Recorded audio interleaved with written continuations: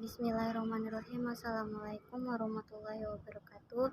Perkenalkan, nama saya Lailatul Najmi, NIM 106220024. Di sini saya mengerjakan tugas UTS tafsir ayat. Langsung saja materi pertama, penegakan keadilan. Quran surah An-Nisa ayat 135.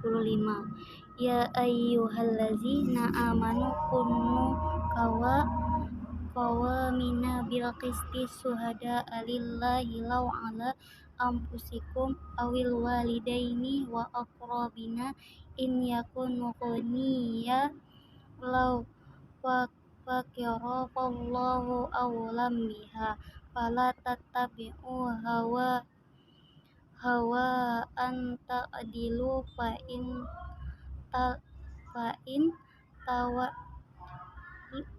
in tawallu aw tuqridu fa innallaha kana bima ta'maluna khabir.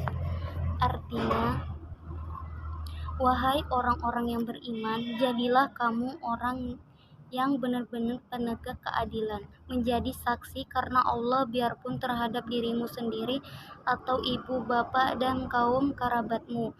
Jika ia kaya ataupun miskin, maka Allah lebih tahu kemaslahatannya. Maka janganlah kamu mengikuti hawa nafsu karena ingin menyimpang dari kebenaran, dan jika kamu memutarbalikkan kata-kata atau enggan menjadi saksi, maka sesungguhnya Allah adalah Maha mengetahui segala apa yang kamu kerjakan. Kandungan ayat, Allah Subhanahu wa Ta'ala memerintahkan pada para hamba-hambanya yang mukmin agar mereka benar-benar menegakkan keadilan. Jangan sampai mereka terpengaruh oleh celaan orang yang suka mencela, dan supaya mereka saling bekerja sama, berstrategi, membahu-membahu, saling membantu dan mendukung dalam penegakan keadilan. Wahai orang-orang mukmin, jadilah kamu sekalian orang yang benar-benar menegakkan keadilan dengan sesungguh-sesungguhnya. Keadilan adalah bersifat umum, mencakup semua bidang dan lingkup, seperti dalam bidang hukum, peradilan, di antara manusia, bekerja dalam sektor apapun, dan dalam lingkungan keluarga. Seorang hakim harus menegakkan keadilan di antara manusia. Seorang pengusaha harus berlaku adil di antara para buruh dan bekerjanya. Seorang suami harus berlaku adil di antara para istri dan anak-anaknya dalam memperlakukan mereka dalam pemberian.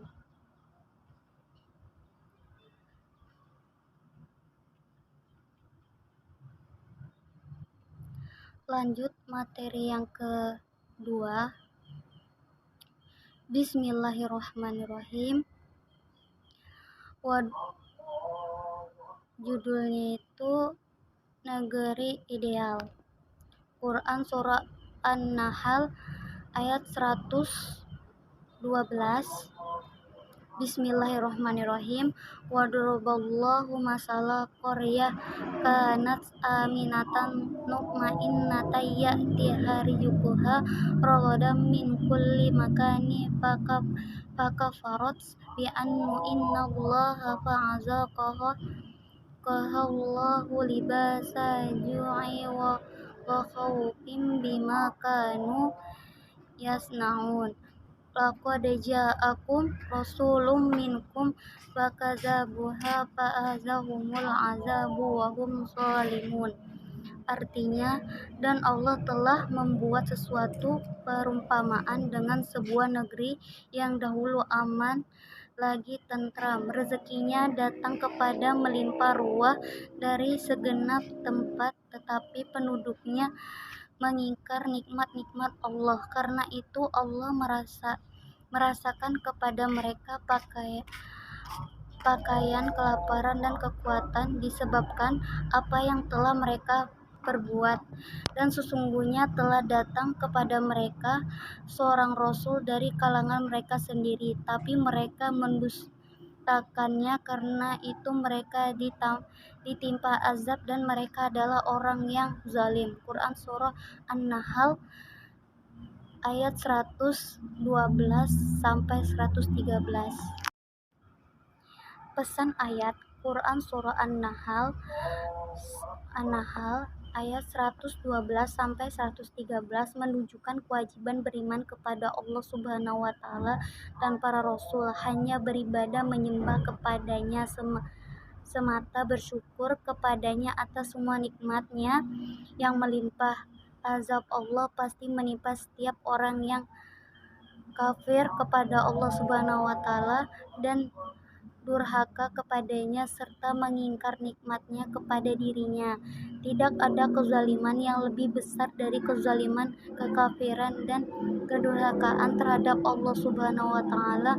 Azab atau hukuman adalah sesuai dengan amal perbuatan. Ketika penduduk negeri tersebut tidak mensyukuri nikmat dan mengingkarinya, mereka pun diberi ganti dengan sebaiknya, yaitu nikmat itu dihapus dan diganti dengan bencana dan malapetaka. Mereka tertuju ke dalam kondisi kelaparan yang sangat, telah bergelimang dalam kemakmuran, terjatuh ke dalam situasi ketakutan dan kecengkraman setelah berada dalam kondisi aman dan sentosa, serta terjatuh ke situasi keringan sumber-sumber kehidupan setelah berkecukupan.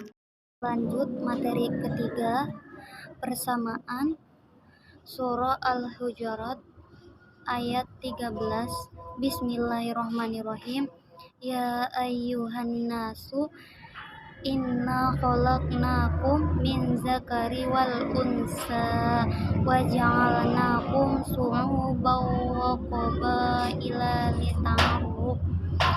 Inna akramakum indallahi atqakum innallaha alimun khabir.